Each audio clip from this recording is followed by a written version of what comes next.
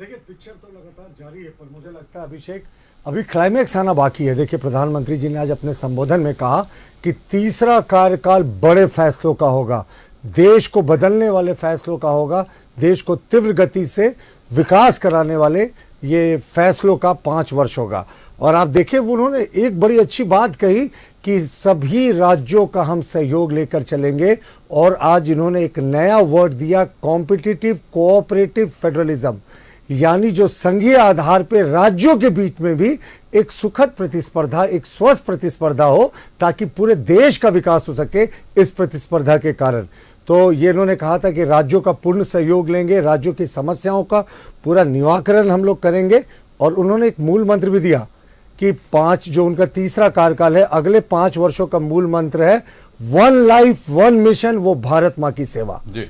यानी ये बहुत बड़ी बात प्रधानमंत्री जी ने कह के इस पूरे टेन्योर का एक तरीके से डिफाइन कर दिया कि ये पूरा टेन्योर जो 5 वर्षों का है, पिछला 10 वर्ष भी भारत माँ पे समर्पित था, अगला 5 वर्ष भी भारत माँ के चरणों पर वो समर्पित रहेगा। उन्होंने एक और अच्छी बात कही कि G20 का समिट होता, मैं चाहता इसे सेंट्रल हॉल में करा लेता, या जो भी मंडपम बना है वहां मैं करा लेता, लेकिन मैंने देश के अलग अलग जिलों में 200 बैठकें कराई, ताकि जो विदेशी मेहमान आए थे ना, वो पूरे भारत का दर्शन करके जा सके और लौट कर कह सके कि साहब भारत अद्भुत है।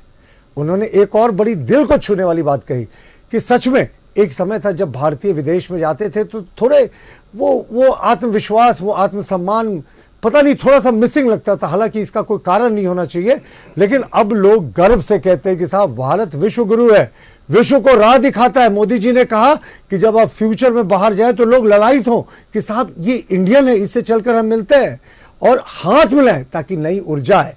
तो मोदी जी ने सारे अपने टेन्योर्स को जो अच्छे तरीके से डिफाइन किया, और उन्होंने ये भी कहा कि जो एस्पिरेशनल डिस्ट्रिक्ट्स की योजना है वो आगे भी जारी रहेगा। एस्पिरेशनल डिस्ट्रिक्ट्स, आकांक्षी जिले, बहुत हमारे फ्लैगशिप योजना थी, जिसमें हम लोगों ने जो पूरे देश के 100 कमज़ोर ज़िले थे, जिसमें झारखंड के भी 1.5 दर्जन के आसपास ज़िले थे, उनको विशेष फंडों की पंपिंग की, और उन पंपों को फंड को सीधे तौर पर केंद्र मॉनिटर करता था। तो एस्पिरेशनल डिस्ट्रिक्ट्स के जरिए हम लोगों ने जो कमज़ोर एरिया थे देश के, उनको भी मुख्य धारा में जोड़ने का काम किया।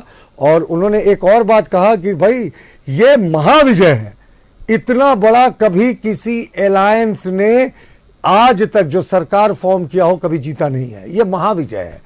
अभी तक होता था कि बीजेपी खुद के बलबूते पे पिछले बार 2 बार आ गई थी, तो वो अलायंस की सरकार थी, लेकिन बीजेपी की विशुद्ध मेजॉरिटी थी।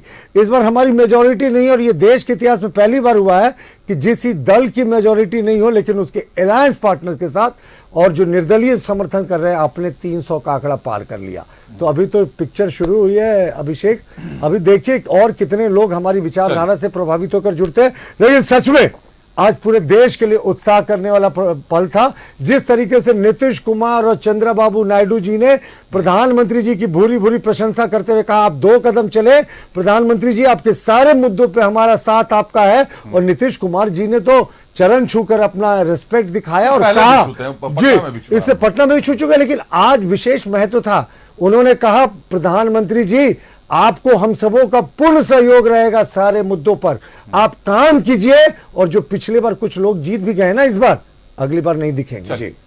इतना कुछ कहा, लेकिन अंत में इन सबको ट्रेलर बता दिया। अब पिक्चर कब आएगी इसका इंतजार दर्शकों को करना होगा, जनता को करना होगा। रियाज साहब का रुख करते हैं। रियाज साहब